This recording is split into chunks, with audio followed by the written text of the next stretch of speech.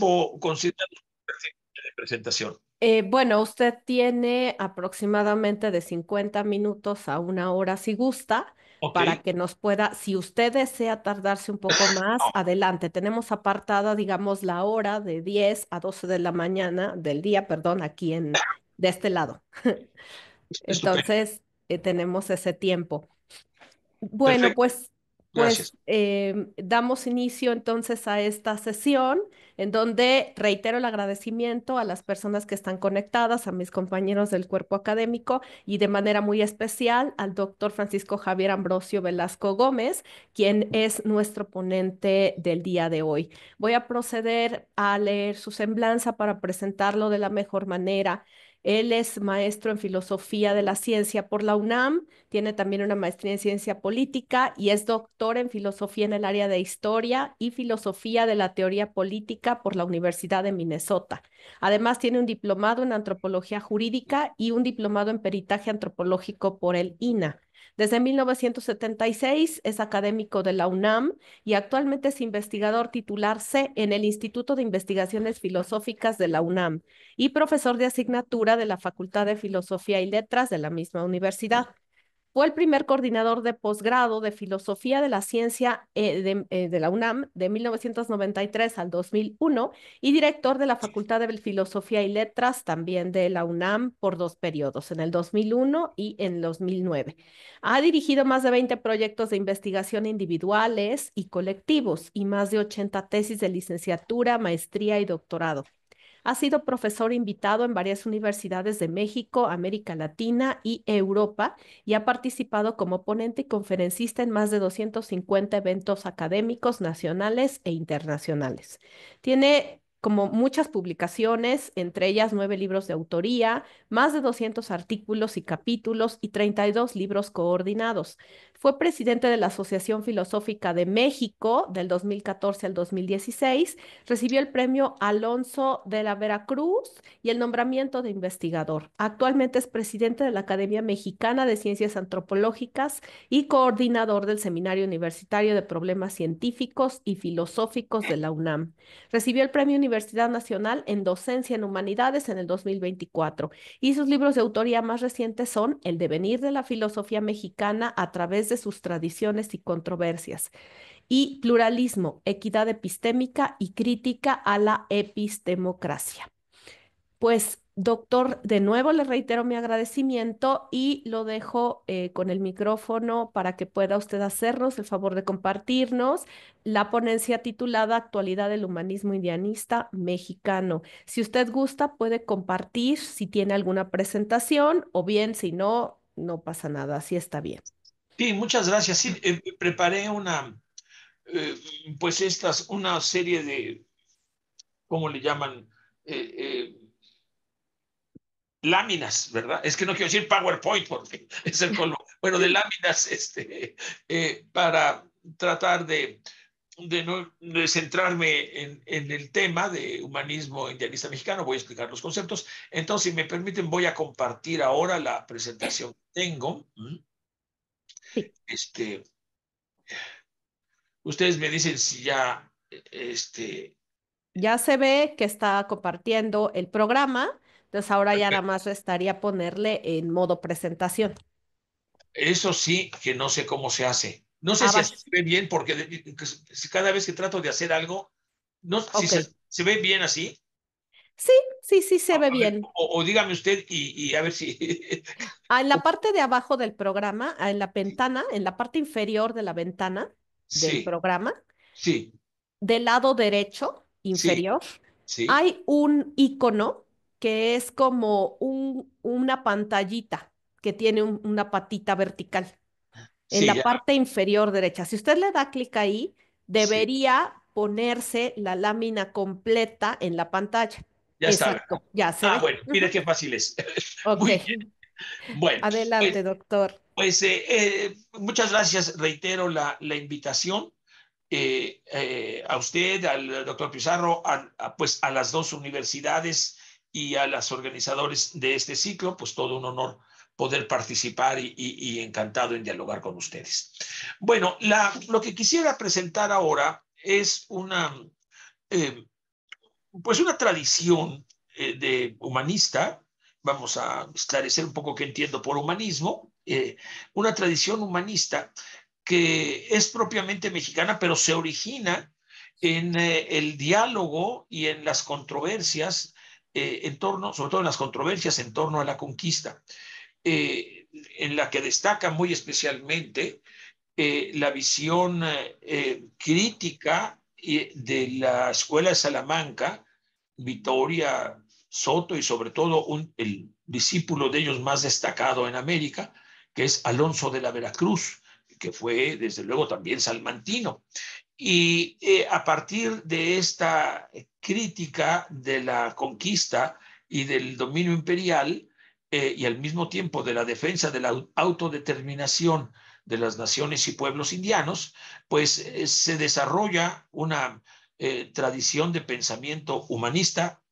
Insisto, voy a esclarecer qué entiendo por tradición humanista, en las dos partes, en España, y no solo en España, también en Portugal, en Coimbra, en México, y no solo en México, también en Perú y después en toda Latinoamérica, que yo le llamo a esta tradición humanismo iberoamericano.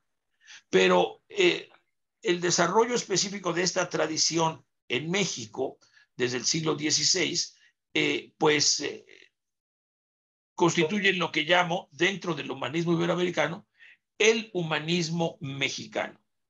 Y como una vertiente específica del humanismo mexicano, hablaré de lo que denomino humanismo indianista mexicano.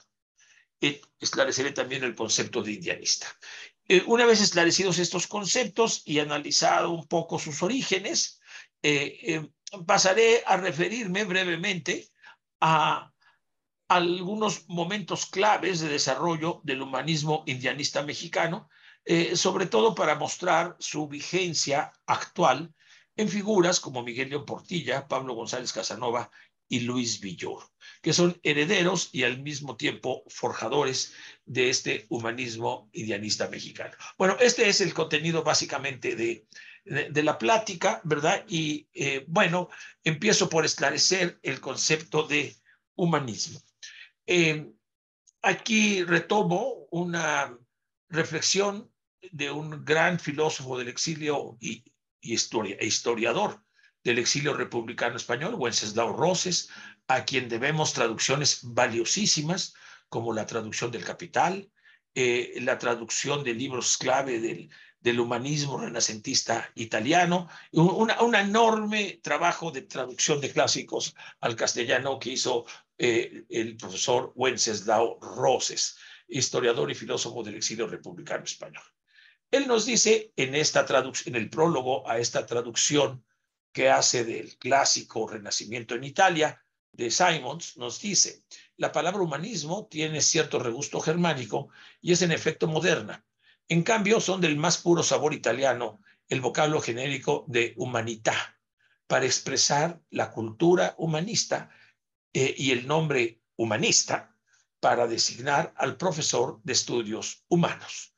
Bien, creo que esto nos sitúa en el concepto de humanismo, que como nos dice el profesor Wenceslao Roses, es un concepto del siglo XIX, de la historia del siglo XIX, pero que se refiere y rescata dos conceptos fundamentales del siglo XV y XVI del Renacimiento italiano, que es el de humanidad, para referirse a la cultura humanista, a las literae humaniores, y humanista para el especialista en estos estudios de las letras humanas. Bueno, y nos dice el propio Simons que es común asociar la idea de humanismo al saber propio de las disciplinas humanísticas o studia humanitatis, que abarcan saberes que hoy corresponderían a la filosofía, la filología, la historia, la literatura, el teatro, entre otras disciplinas de los estudios clásicos. Pero es importante distinguir humanidades y humanismo.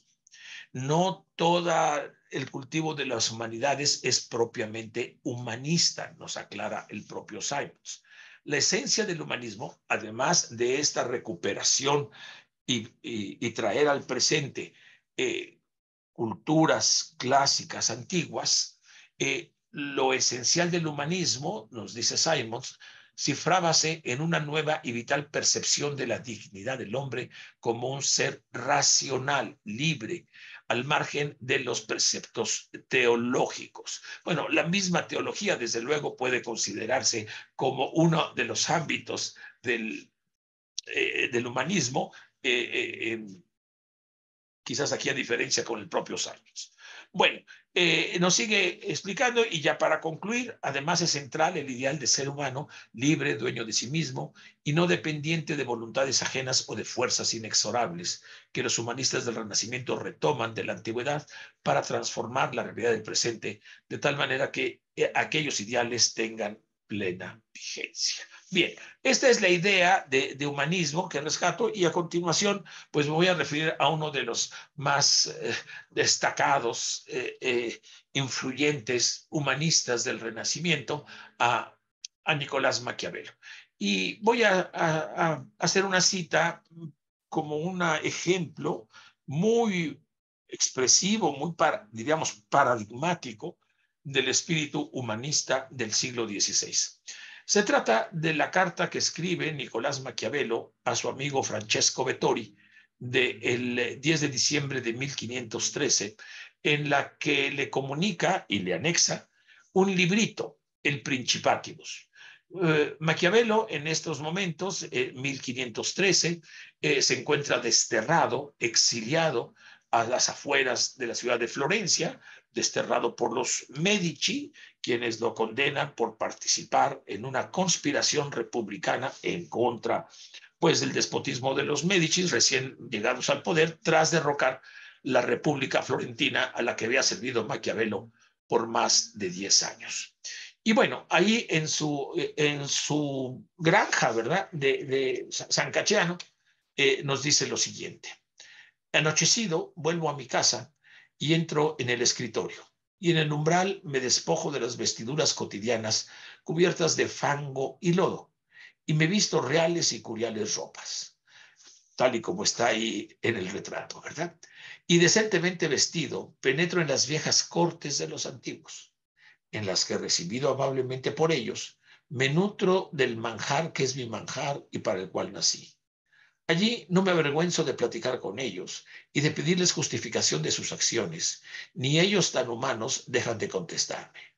Y como Dante dice que no hay ciencia en donde no se ha retenido lo que se oyó, he anotado aquello que de mis pláticas con ellos vino a enriquecer mis conocimientos y he compuesto una obrita de Principati. Pues bueno, creo que es una expresión muy elocuente de esta idea del humanismo como la recuperación del saber antiguo, en este caso griego y latino, para comprender y resolver problemas del presente de Maquiavelo, que es lo que él denomina la triste situación de Italia, triste situación de varias ciudades-estado, entre ellas su patria chica, Florencia, pero también de toda Italia, que está dividida en ciudades-estados, y esto no le permite el ejercer la autodeterminación de la nación italiana.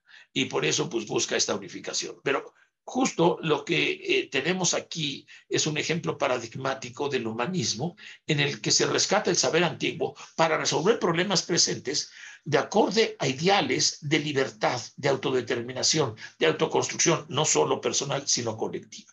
Y Maquiavelo, más que nadie en el contexto del Renacimiento italiano, expresa esta idea del humanismo renacentista.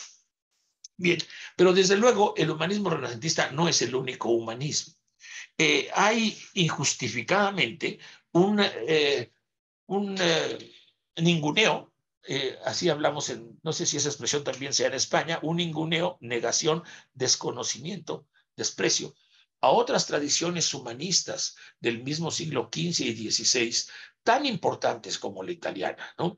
Se llega a hablar y se reconoce el humanismo nórdico, el humanismo cristiano, sobre todo representado por Erasmo, y erróneamente se piensa que el humanismo que existe en España se debe principalmente a Erasmo. Sin desconocer esta influencia, tenemos que reconocer una tradición propia, auténtica, de humanismo ibérico y humanismo español, humanismo de España, que se desarrolla al menos desde el siglo XV, ¿verdad? Principalmente en Salamanca.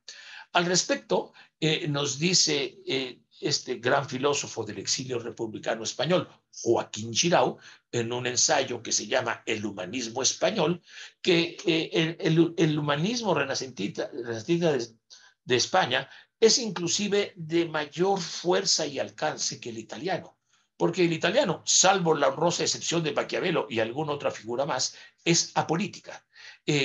Sobre todo es un humanismo, sí, etéreo. No pensemos nada más y nada menos que en el discurso de Pico de la Mirandola, donde representa a un hombre hablando nada más y nada menos con Dios, ¿verdad? Entonces, este humanismo, sí, etéreo, este humanismo trascendente, pues no mira a la situación, a la triste situación, a los problemas, a las angustias, al dolor humano que se sufre en circunstancias concretas.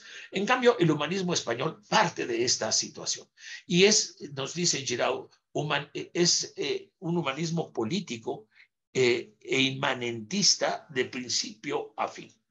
Entonces, bueno, en este contexto reconocemos desde luego este humanismo en España, que al menos se desarrolla desde el siglo XV, principalmente en la Escuela de Salamanca, con figuras tan importantes como Alfonso de Madrigal el Tostado, y que constituye toda una tradición que florece y se proyecta hacia la conquista y el dominio de América en un segundo momento de la Escuela de Salamanca, principalmente con figuras como Francisco de Vitoria, Domingo de Soto y, insisto, su discípulo más destacado, Alonso de la Veracruz. Bueno, entonces esta es la idea de un humanismo español, un humanismo iberoamericano y un humanismo mexicano como vertiente del humanismo iberoamericano. Bueno, aquí hay un concepto que he introducido que es indianismo. Merece, antes de proseguir, una aclaración.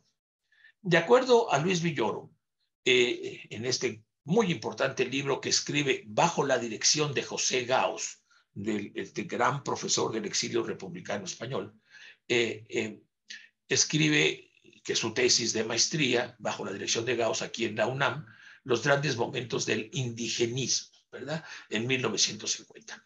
Y en ese libro nos explica que el indigenismo es una ideología dominante, una concepción dominante de los no indígenas, nos llaman en algunas lenguas indígenas yoris o cashlanes, esta última en una lengua mayense, a los no indígenas, que construimos y se imponen desde las culturas exógenas, desde las culturas no indígenas, una concepción sobre los indígenas para asimilarlos, homogenizarlos a la cultura dominante, a la cultura castellana, a la cultura llamada occidental, e integrarlos de esta manera a un Estado etnocrático, es decir, a un Estado en la que se impone una nación única, homogénea, sobre el resto de culturas, de pueblos, inclusive de nacionalidades, lo cual genera un colonialismo, ya sea externo, en un primer momento con España, ya sea interno en un segundo momento a partir de las independencias de las naciones hispanoamericanas.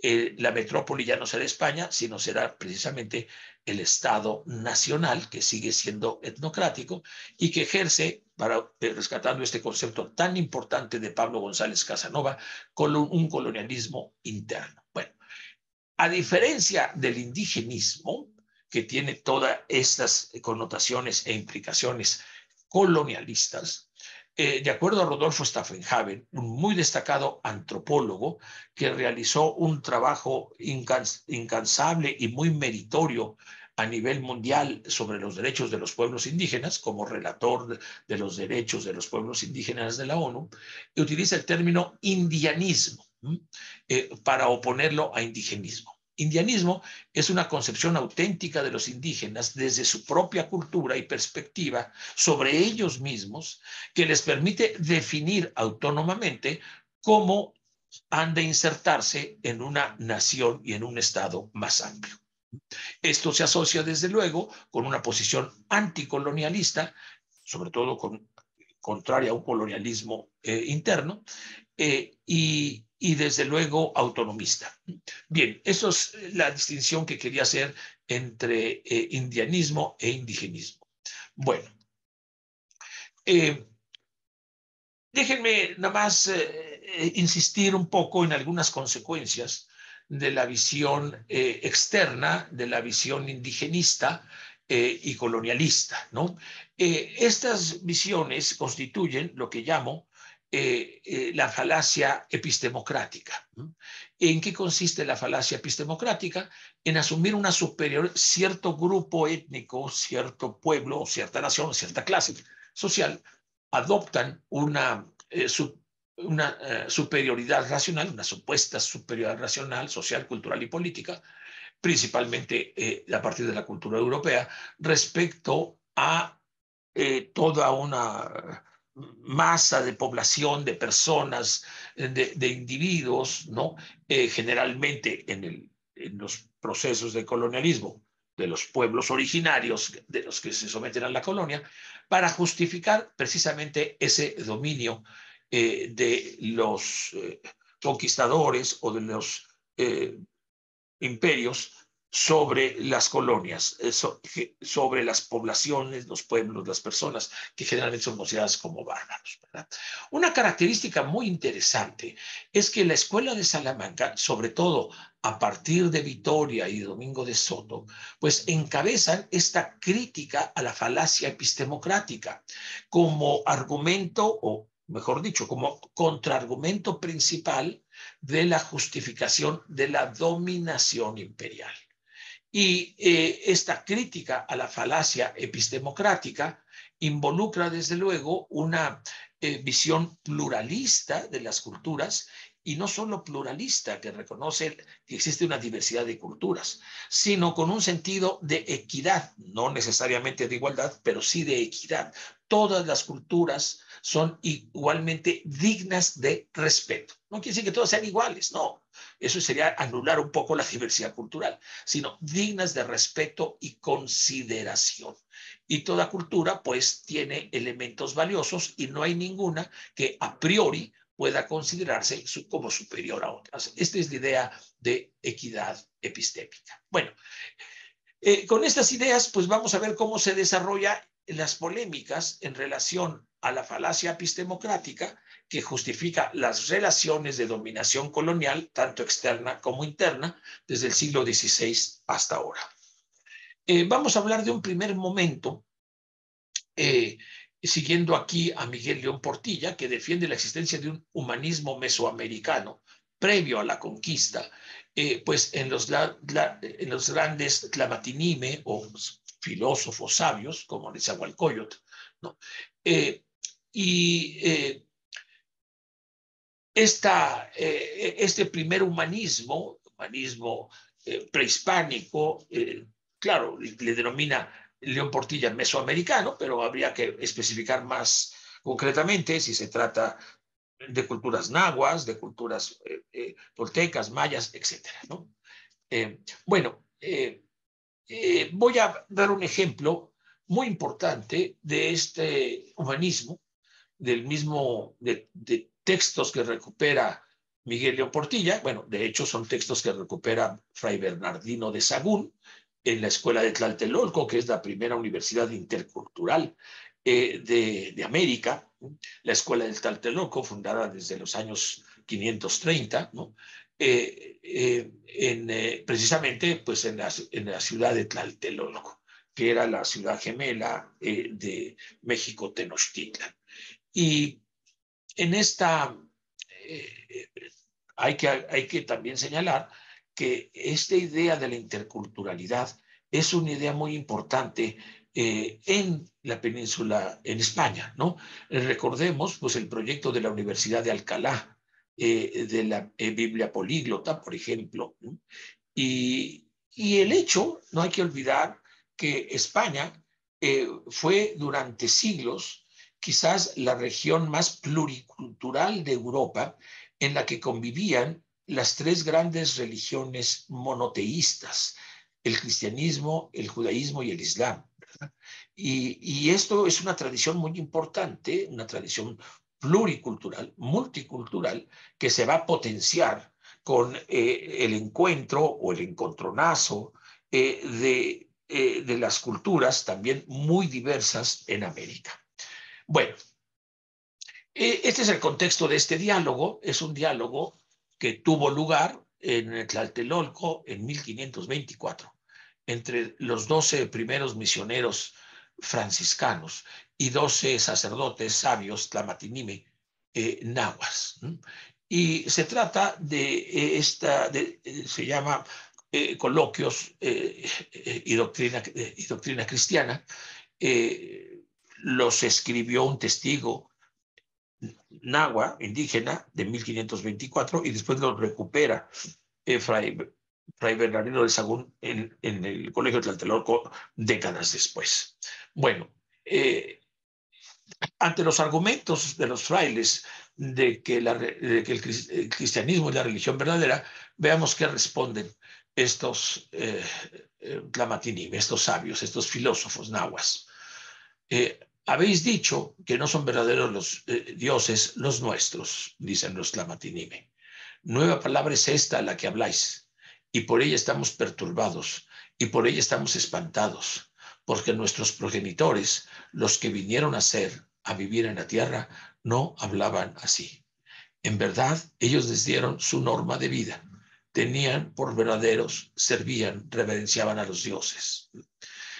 Claramente aquí se ve que hay una tradición, es decir, hay una recuperación de conocimientos, de saberes, de documentos, de códices, perdón, de códices muy importantes, ¿verdad? Que se desarrollaron con mucha antelación. Están recuperando este saber, su propio saber antiguo, y lo están confrontando contra la pretensión de los misioneros de imponer la religión cristiana como una religión superior y más verdadera. Bueno, esta es una idea básica que está ahí de un primer momento.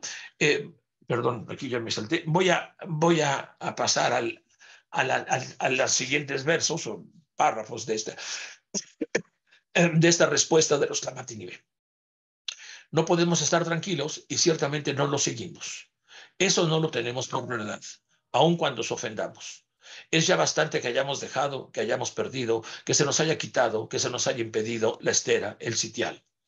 Aclara Miguel León Portilla, el mando. Haced con nosotros lo que queráis. Esto es todo lo que respondemos, lo que contestamos. Bueno, es una manifestación claro, trágica, de los vencidos, del humanismo de los vencidos. No, no hay que, yo creo que es importante ver aquí un punto de coincidencia entre este humanismo de los indígenas vencidos y el humanismo de la Escuela de Salamanca, sobre todo de la segunda Escuela de Salamanca a partir de Francisco de Vitoria, Domingo de Soto, porque de alguna manera ellos también representan a los vencidos frente a el imperio de Carlos V, frente a las fuerzas imperiales de Carlos V. El humanismo salmantino de espíritu republicano, por ejemplo, insisto, en el Tostado, ¿no? En Alonso de Madrigal, el Tostado, o el Tratado de la República de Alonso de Castrillo, posterior, inspiran el movimiento comunero de 1520 contra la llegada de Carlos V como rey de España y emperador de Alemania. Y sabemos que este movimiento de resistencia, de rebelión contra el imperio de Carlos V, pues fue derrotado por las fuerzas imperiales. Entonces, creo que de alguna manera también podemos ver a esta segunda escuela de Salamanca como una fuerza de resistencia de los vencidos frente al imperio, ya no en España, sino la proyección del imperio en América, la proyección del imperio español en América. Y aquí entonces hay una conjugación, a mi manera de ver. El humanismo iberoamericano pues representa una conjugación de un humanismo de los vencidos por resistir el dominio imperial y por emanciparse de este dominio imperial. En un primer momento en España, en un segundo momento en América. Bueno, desde luego todo esto es muy discutible y son hipótesis que propongo y someto a la discusión con ustedes. Bueno, voy a pasar al momento clave, ¿verdad? Que es un segundo momento, el momento de las controversias sobre la conquista. Quizás convenga primero ver esta lista, no exhaustiva, en lo más mínimo, de ninguna manera, de algunas de las controversias que se desarrollaron en torno a la conquista, empezando por las bulas alejandrinas de donación de los reyes católicos de 1400, de donación a los reyes católicos, las bulas de Alejandro VI, las bulas papales, en donde se concede dominio absoluto y perpetuo a los reyes católicos y sus herederos sobre las tierras recién descubiertas y por descubrir. Pero eso son meses después de que se tiene noticia de que se han encontrado nuevas tierras, ¿verdad? Y bueno, desde luego esto no es exhaustivo en lo más mínimo. Otro momento clave es el famoso sermón de Fray Antón de Montesinos, también salmantino, pero misionero en dominico en, en la isla española. Y ese famoso sermón en los que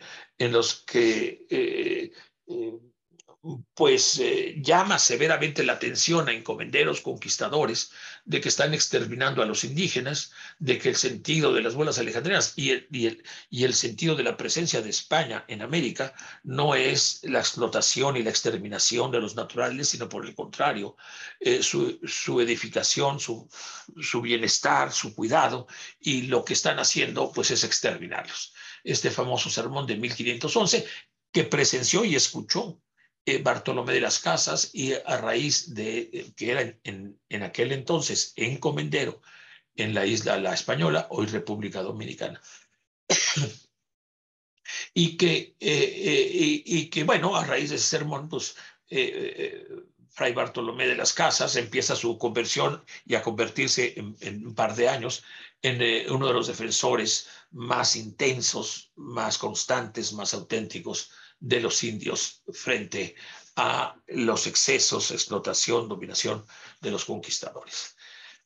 No voy a detener en cada uno de ellos, simplemente aquí ubico pues a mitad de la lista los coloquios sobre doctrina cristiana a las que nos acabamos de referir.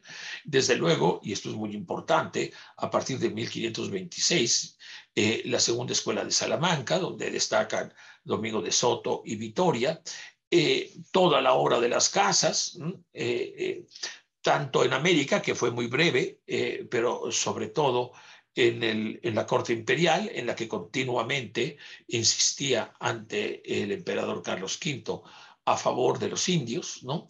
Y bueno, destaco aquí también el famoso texto de Ginés de Sepúlveda, que quizás es la versión más elaborada de la justificación de la conquista y el dominio español, con base en este argumento epistemocrático. Las controversias de Valladolid entre Ginés de Sepúlveda y Bartolomé de las Casas, convocadas por el propio Carlos V. Bueno, y de una manera muy especial, la cátedra inaugural en la Real, que no pontificia, Universidad de México, en 1553, el curso de teología de Fray Alonso de la Veracruz, discípulo de Vitoria y de Soto, sobre el dominio de los indios y la guerra justa, que genera en 1554 precisamente esta reelección, muy inspirada en las reelecciones de Indis y de dominio de sus profesores salmantinos Soto y Vitoria. Bueno, esta es una muy apretada visión en cómo se va manifestando, desarrollando, consolidando un humanismo iberoamericano de crítica a la conquista, de crítica al imperio, de defensa de la libertad, racionalidad y dignidad de los pueblos americanos. A lo largo de todas estas y otras controversias, pues está presente. La anterior lámina pues nos trata de dar una representación muy sucinta de las diferentes posiciones en torno a las controversias de la conquista, que va desde la visión del poder a favor del poder imperial, las más elaboradas, como la de Ginés de Sepúlveda, como la de Quiroga, no así la de los budistas, pero sí la de Sepúlveda o la de Vasco de Quiroga, pues es claramente un discurso indigenista, es decir, tenemos que educar, cristianizar, civilizar a estos bárbaros para el bien de ellos, ¿no? Que es una actitud que sigue presente después de 5 siglos hoy en día en México y en muchos países de Latinoamérica. Este indigenismo. Bueno, Ginés de Sepúlveda quizás es la versión más elaborada de la visión proimperial que justifica la guerra y el imperio. Hay posiciones intermedias que justifican el imperio, sobre todo con base en las bulas alejandrinas, pero no la guerra, ¿no? Entre ellos Matías de Paz, Montesinos, Bartolomé de las Casas. Y la visión más crítica y radical, que es la salmantina, principalmente Vitoria, Soto, Alonso de la Veracruz, que están en contra y argumentan la injusticia tanto de la guerra como del dominio español sobre América. Bueno, realmente este siglo de polémicas, de controversias, es un momento fundacional y estelar del humanismo a nivel global, a nivel mundial, ¿no? Tiene el humanismo iberoamericano tiene una proyección y un alcance mucho mayor, pero mucho mayor que el italiano, ¿no? O que el nórdico, porque se está precisamente manifestando y discutiendo sobre el futuro de todo el planeta, de del mundo entero. No es, no está focalizado en Italia, sino es verdaderamente un humanismo cosmopolita. Y inexplicablemente, mejor dicho, injustificadamente, desconocido o menospreciado. Bien, pues pasamos ahora a, quiero referirme muy rápidamente y voy a ir apretando el paso a a las conclusiones del libro de Sepúlveda, que es la versión epistemocrática más desarrollada, más elaborada, a favor del imperio, y que muchos consideran como la expresión de un humanismo imperial. Desde luego está a discusión si hay un humanismo imperial. Realmente yo no me opondría radicalmente porque también esta visión trata de defender la dignidad de los indios desde un punto de vista europeo, ¿no? Radicalmente opuesta a la defensa que hacen los salmantinos sobre la dignidad de los pueblos y personas indígenas. Eh, pero conviene tener presente porque esta conclusión del libro, que es un diálogo, como saben, entre Demócrates y y su alumno Leopoldo, sobre las causas justas de la guerra de los españoles en América. Resumen y concluyen. 4 son las causas en que fundas la justicia de la guerra hecha por los españoles a los bárbaros. La primera, arriba los 3 renglones es la síntesis de esta cita, ¿no? La primera es que siendo por naturaleza siervos, los hombres bárbaros, incultos e inhumanos, se niegan a admitir la dominación de los que son más prudentes, poderosos y perfectos que ellos. Dominación que les traería grandísimas utilidades. Es por el bien de los indios que se establece esta dominación. Como decía Vasco de Quiroga, la guerra de conquista no es una guerra de destrucción, sino de edificación. Y además, cosa justa por derecho natural, que la materia obedezca a la forma, el cuerpo al alma, el apetito a la razón, los brutos al hombre, la mujer al marido, los hijos al padre, lo imperfecto a lo perfecto, lo peor a lo mejor, para bien universal de todas las cosas. Aquí está en ciernes el proyecto civilizatorio de la modernidad, ¿verdad? Con todas estas dicotomías y jerarquías que caracterizan a la modernidad. Este es el orden natural que la ley divina y eterna manda observar siempre. Y bueno, ya viene la segunda, la tercera y la cuarta causa de guerra justa o razón de guerra. Bueno, este es este bellísimo cuadro de Tiziano, ¿no? Sobre el emperador Carlos V. Bueno, como vamos a ver, este argumento epistemocrático Pues, un poquito de agua, disculpe.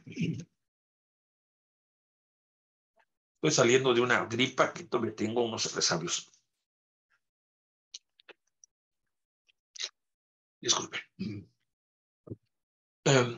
Como vamos a ver, ya de una manera acotada y breve, los argumentos del humanismo indianista van siempre en contra del argumento epistemocrático imperial. Este es Alonso de la Veracruz, ¿no? Y veamos cómo, pues, va, estos son citas del texto, bueno, salvo una, que es de otro de Fray Alonso. Este texto, estas son citas que refutan las tesis y presupuestos que acabábamos de leer de la falacia epistemocrática. Bueno, Fray Alonso vino con los agustinos como maestro de los agustinos en 1536. En realidad su nombre era Alonso Gutiérrez. Al llegar a Veracruz adquiere el gentilicio de Alonso de la Veracruz. Y él había estudiado en Salamanca con Vitoria, con Soto, con Martínez Silicio, en nominales, y era uno de los discípulos más destacados. Ya también ejercía cátedra en Salamanca antes de venir a América. Llegando, se transporta o lo envían a Michoacán, a tierras purépechas, y ahí en Terepitío funda lo que se considera el primer colegio de filosofía europea en toda América, en la que no solo enseña a los novicios agustinos, sino también a hijos de nobles indígenas, entre ellos al hijo del último rey Calzonsin. Más adelante en un cuadro les voy a mostrar que aparece ahí el hijo del último rey purépecha. Bueno, creo que esta obra de Fray Alonso, por cierto, estuvo perdida durante 4 siglos. Se encontró apenas el padre Burrus, jesuita Burrus en Estados Unidos, encontró el manuscrito de esta obra que fue, pues no solo no publicada, censurada, sino desaparecida, escondida, en 1950, alrededor del siglo pasado. Y la primera traducción, pues, es en inglés, de latín al inglés, y esta es una traducción de Roberto Heredia, no sé, bueno, de Roberto Heredia, que dedicó mucho tiempo al estudio de Fray Alonso y de esta obra en particular. Bien, en contra de la idea de la superioridad intelectual que justifica el dominio español, nos dice, los habitantes del Nuevo Mundo no solo no son niños o amentes, sino que a su modo sobresalen, y por lo menos algunos de entre ellos son de lo más eminente. Es evidente lo anterior, porque antes de la llegada de los españoles, y aún ahora lo estamos viendo, hay entre ellos magistrados, gobiernos y ordenamientos de lo más conveniente. Luego no eran tan infantes y amentes como para que fueran incapaces de dominio propio. Insisto, estos argumentos en buena medida también los retoma de Vitoria, pero él es testigo presencial. Ya para cuando escribió esto tenía cerca de 20 años en México, ¿verdad? Bien, en relación a la ley natural y a la ley divina, es muy interesante una versión pluricultural que desarrolla del justnaturalismo. Y aquí está la cita correspondiente. Esto es en un libro de estudio antropológico sobre el matrimonio entre comunidades purépechas, que realizó durante igual 20 años antes de convertirse en profesor de la Universidad de México. La ley natural, en relación con aquellas cosas que son de segundos principios, los cuales se deducen como conclusiones de los primeros principios, es variable y no es la misma en todas las naciones. Se prueba en primer lugar por la experiencia, pues vemos, es muy importante cómo esta visión de la Escuela de Salamanca recurre mucho a la experiencia, no es una visión a priorística, no es una visión dogmática, sino es siempre una reflexión en la que se confrontan principios y facticidades, ¿no? La experiencia juega un papel importantísimo. Ya es la segunda vez, en esta segunda cita de nuevo aparece la experiencia. Se prueba en primer lugar por la experiencia, pues vemos que en algunas naciones, algo que se considera como bien naturalmente conocido, la luz natural de los primeros principios, en otras naciones aquello no se considera como bien. La distinción entre primeros y segundos principios es fundamental, porque si bien los primeros principios son universales y no cambian, son de tal generalidad y abstracción que no pueden aplicarse nunca a realidad específica y concreta. Para ello necesitan la mediación de los segundos principios, y estos segundos principios son siempre, siempre específicos del sentido común, de la cultura local a la cual se aplican y se tratan de se aplican los primeros principios, ¿no? Y al variar los segundos principios, pues la conclusión de qué es justo e injusto varía también, tal y como nos lo está diciendo. Este pluralismo radical, algunos lo acusan de relativismo. Bueno, dejo pendiente esa discusión porque si no, no avanzamos.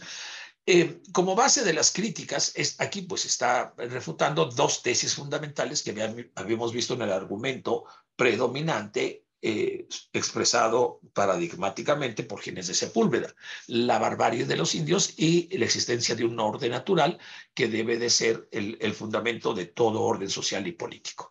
Bueno, pues frente a los dos, Alonso de la Veracruz mantiene una visión pluralista que también bebe y se inspira en sus maestros salmantinos.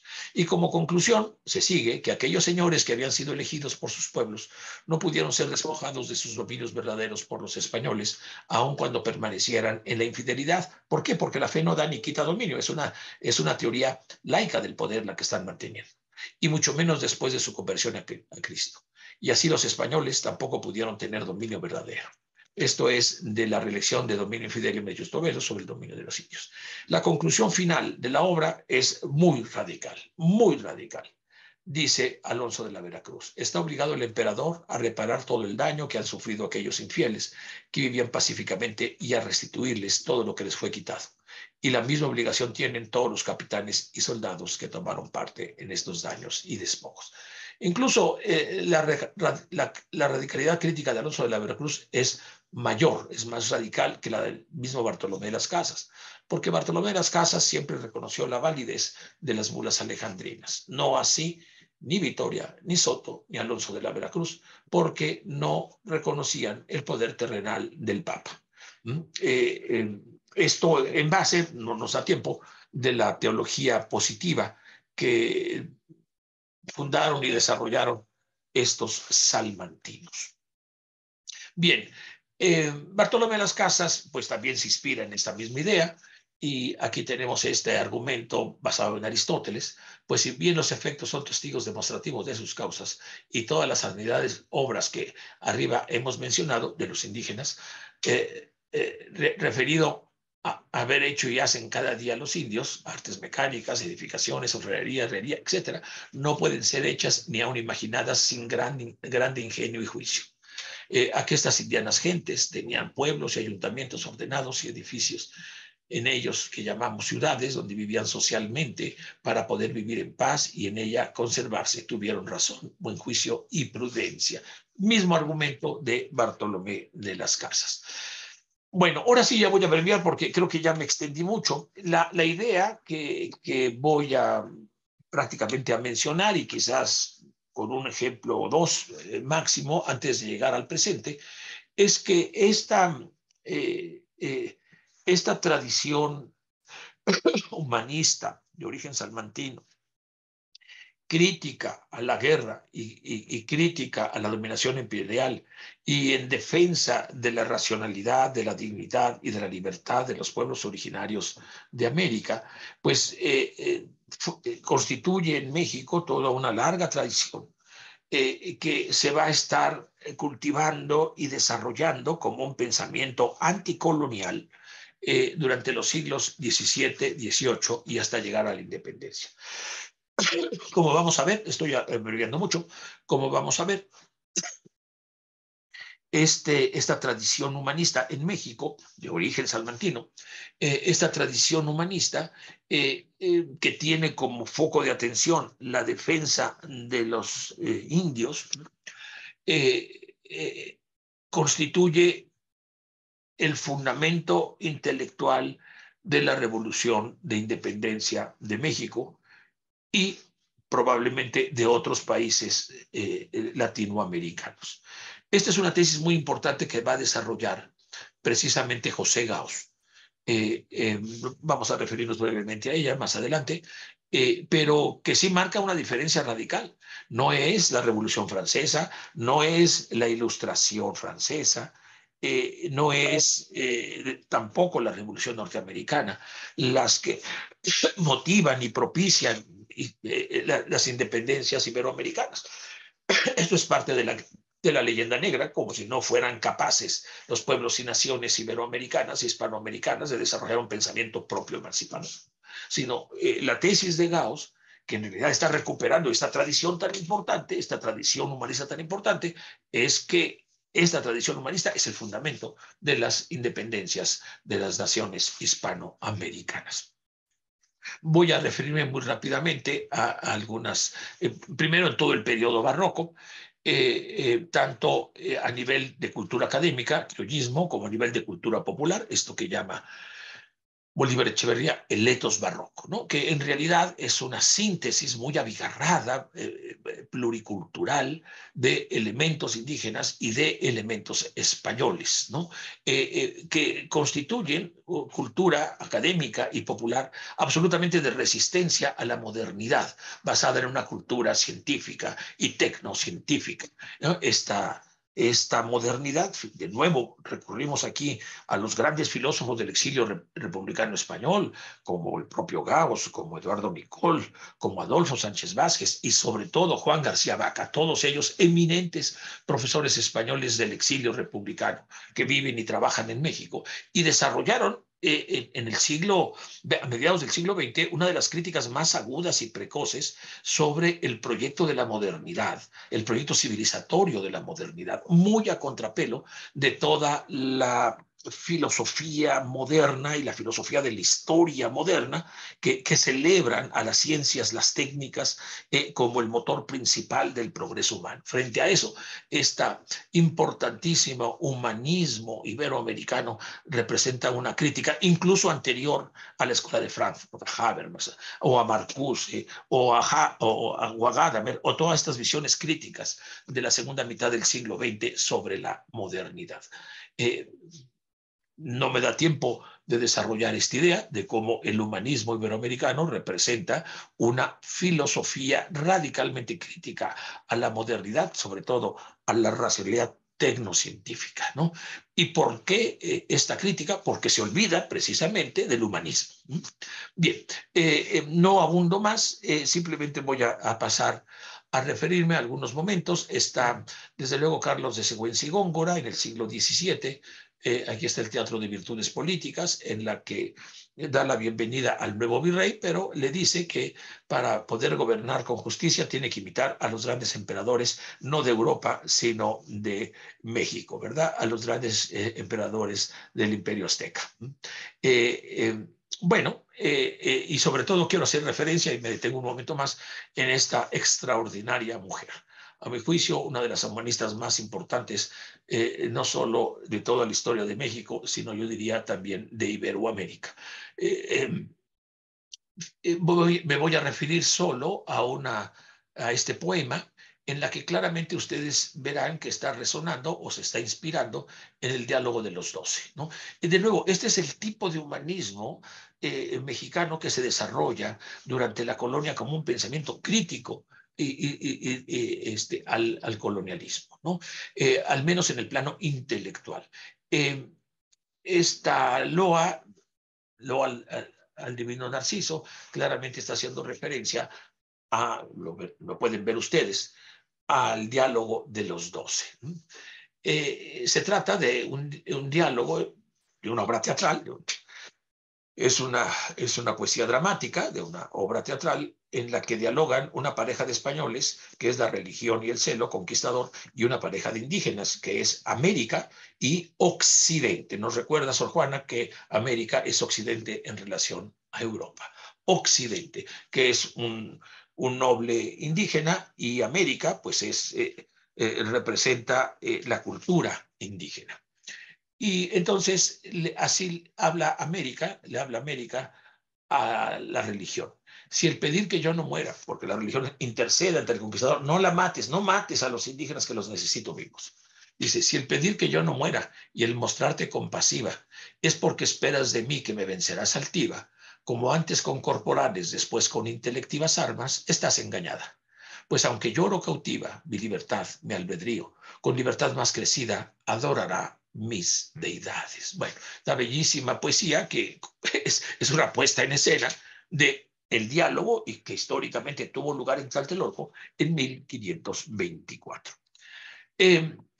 Nos vamos al siguiente siglo, que ya es el siglo XVIII, y aquí tenemos una obra clave, importantísima, que es la de Francisco Javier Clavijero, que escribe ya en el exilio por el decreto de Carlos III de expulsar a los jesuitas, ¿no? De los dominios de España. Entonces, esto lo escribe en Italia y es una respuesta a la ilustración eurocéntrica, particularmente a Cornelio de Poe, que es quien escribe en la enciclopedia de Diderot la entrada sobre América y además escribe una investigación, un trabajo que se llama Investigaciones Filosóficas sobre América. La tesis principal es que toda América está degenerada por causas naturales, entre otras, porque es un continente que no se desarrolló y todo está degenerado, ¿no? No hay grandes mamíferos, los hombres son pequeños, casi parecen animales, todo esto desde un punto de vista de la historia natural. Es plena ilustración y uno de los grandes ilustrados. Estas patrañas, ¿verdad? Son confrontadas radicalmente y un ejercicio de la contrailustración, es decir, de una ilustración contraeuropea o de una ilustración propiamente mexicana que reivindica la grandeza de las civilizaciones originarias frente al desprecio eurocéntrico de la ilustración francesa. Y bueno, para eso escribe, aquí está en el centro Clavijero, su gran obra Historia Antigua de México. Villoro comenta al respecto. Encarna de Poe, la posición de aquellos europeos que universalizan lo autóctono, midiéndolo todo según un rasero común. Clavijero, en cambio, nada quiere saber de artificiosas universalizaciones. Ni Europa podrá ser criterio absoluto para juzgar América, ni América para juzgar Europa. Cada uno tendrá ciertas características y peculiaridades propias. Bueno, este es un cuadro de Juan O'Gorman, ahorita voy a pasar el cuadro completo, pero se refiere a los grandes humanistas mexicanos del siglo XVIII, encabezados pues, por Clavijero aquí al frente, pero también está por acá Fray Servando Teresa de Mier. Aquí esta figura que tiene un pergamino en la mano, es Eguiara Yeguren, que escribe la primera historia del humanismo mexicano con el nombre de Biblioteca Mexicana a mediados del siglo XVIII. Y justamente son, según Gauss, y en el cuadro de Juan O'Gorman, aquí presente, quienes precursan intelectualmente la independencia. Aquí es este pergamino y vienen los nombres de los principales intelectuales humanistas mexicanos que precursan la independencia de México. Como les digo, es una tesis muy interesante.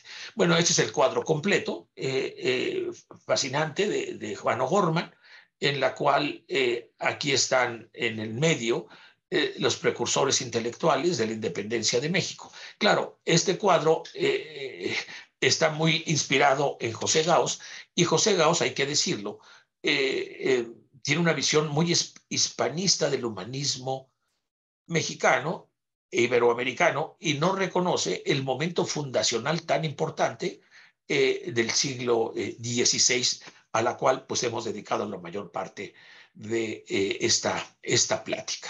No podemos entender el humanismo iberoamericano y tampoco el humanismo mexicano si no partimos de la Escuela de Salamanca y de la crítica que hace la Escuela de Salamanca al proyecto imperial, que es un proyecto global, es un proyecto del sistema mundo, ¿verdad? y si no lo reconocemos, pues simplemente no entendemos. Sin embargo, lo que quisiera aquí enfatizar en el cuadro es esta parte central, donde el humanismo mexicano del siglo XVIII, que no puede entenderse, como acabamos de ver, sin la referencia al siglo XVI, es el fundamento de la formación de naciones hispanoamericanas, o de las naciones que fueron americanas, que fueron colonias de España, ¿no? Y bueno, aquí lo dice Gauss. A ver si después les pediría, esta frase le he preguntado a varios colegas españoles, pero ojalá alguien me pueda explicar qué significa la primera frase. No hay solución de continuidad, sino continuidad sin solución. Ojalá ya me pueda explicar porque no entiendo esa frase. Me imagino que sin proponérselo, de hecho fue que este humanismo precursor, es decir, fue el fundamento de la independencia. Así lo entiendo yo, pero si alguien después me puede ayudar, le agradeceré. Sin solución entre gentes como aquellos humanistas y los que iniciaron el movimiento de independencia política que triunfó, según muestra el caso de Hidalgo. En todo caso, conciencia de la nacionalidad distinta, independencia espiritual y política o proceso de constitución de las nuevas naciones significaba el planteamiento teórico y el proceso de resolución práctica del problema de América en general y española en particular en esencial correlación. Bueno, esta es la famosa hipótesis de José Gauss, que la desarrollarán después Luis Villoro, que la desarrollará Carmen Rovira, que la desarrollará también, desde luego, Pablo González Casanova, y de una manera mucho más amplia y prolija, David Brading, en esa obra monumental que se llama El Orbe Indiano. A partir de la independencia, hay que decirlo, hay un decaimiento terrible de la tradición humanista y lo que no había logrado triunfar durante la colonia triunfa en la independencia, es decir, la visión cientificista, particularmente del positivismo, y una visión ya no republicana, sino de un liberalismo autoritario del norte, que son los que defienden la mayoría de los intelectuales y políticos liberales mexicanos del siglo XIX. Aquí tenemos la figura más destacada de Justo Sierra. Pero, sin embargo, hay también resistencias humanistas muy importantes. Una de las más destacadas es José María Vigil, un humanista muy inspirado en el humanismo francés y en el krausismo, que combate al positivismo por sus implicaciones autoritarias. Es decir, no desaparece, aunque decae, no desaparece del todo. Y hablo del humanismo de la revolución, perdón, me lo voy prácticamente a saltar. Aquí destacamos a Flores Magón, que cada quien sea amo de sí mismo, que todo se arregle por el consentimiento mutuo de las individualidades libres. Todo ser humano tiene derecho a gozar de las ventajas de la vida moderna. Para lograrlo es necesario la propiedad común y el trabajo cooperativo. Bueno, este es el anarquismo, el humanismo anarquista de Flores Magón. Desde luego también en la Revolución Mexicana, en Madero, está presente este humanismo. Esta cita es muy interesante de Francisco I. Madero en la sucesión presidencial. Que sepan los desaventurados sobrevivientes de esa heroica raza, que se refiere a los yaquis, que no todos los blancos, los yoris, como nos dicen los yaquis a los no indígenas, los yoris, somos sus enemigos. Que sepan los que gimen bajo el látigo del esclavista, que muchos de sus hermanos compartimos su dolor, que lloramos su esclavitud, que no están solos en el mundo, que hay quienes se preocupan por su felicidad, que existe una poderosa corriente de opinión que indignada clama justicia. Carlos Montemayor, este gran historiador, humanista, literato, escritor mexicano, indianista, dice que en un siglo del México independiente, el liberalismo mexicano destruyó más las culturas indígenas que en 3 siglos de dominación colonial. Lo que está condenando aquí Francisco I. Madero en 1908 es que la situación de los indígenas no cambió con la independencia de México, sino que incluso se agravó. Tesis que mantendrán desde luego también Miguel León Portilla. De ahí que el humanismo indianista cobra una mayor relevancia en la independencia que en el propio periodo colonial. Me refiero muy brevemente a esta recuperación del humanismo mexicano por parte de los exiliados republicanos españoles, principalmente Gauss. Esta es una cita que hace el gran historiador Juan Ortega y Medina a propósito de Gauss. Y dice Juan Ortega y Medina: la presencia de Gauss en México le sirvió a este para comprender que la lucha del hombre hispanoamericano por la libertad y por la emancipación política era la misma que la España liberal habría estado sosteniendo desde tiempo atrás, aunque sin éxito, por independizarse de sí misma.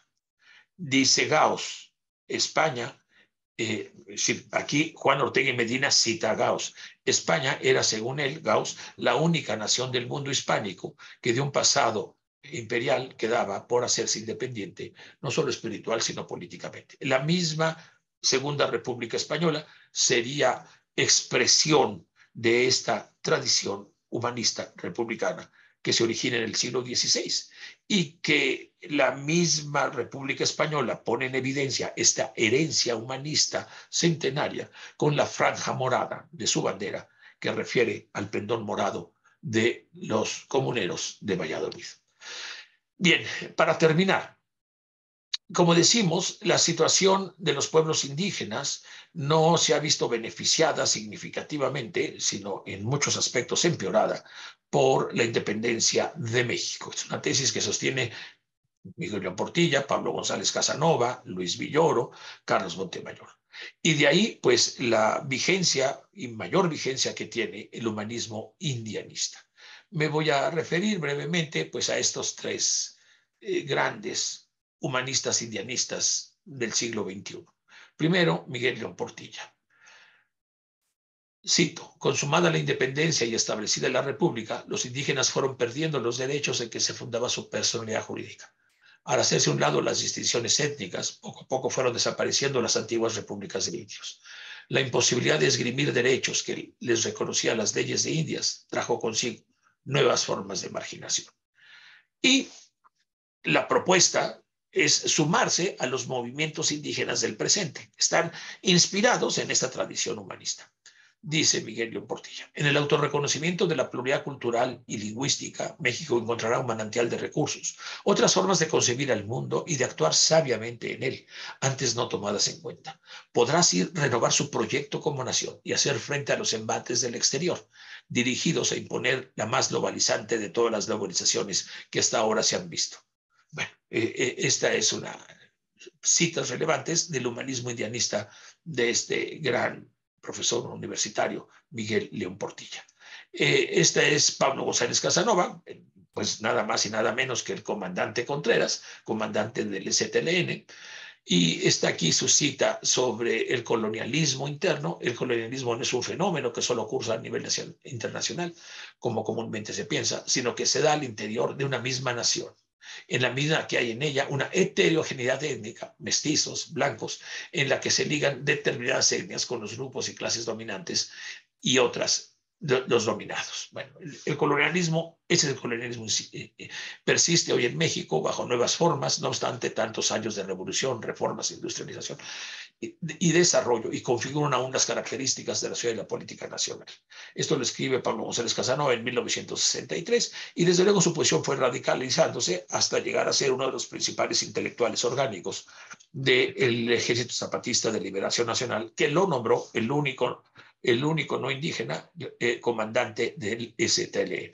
Los pueblos indios de México están librando una lucha pacífica, esto es lo actual, que encabeza el Ejército Zapatista de Liberación Nacional. En ella plantean una alternativa al mundo actual y el esbozo de una nueva civilización. Este mismo sueño que tenían los humanistas salmantinos respecto a América está presente en los pueblos indígenas. En sus contingentes no solo se encuentran los herederos de una lucha de resistencia que dura más de 500 años, claro, desde los orígenes de ese humanismo, sino quienes vienen de movimientos más recientes del pensamiento revolucionario y de la teología de la liberación.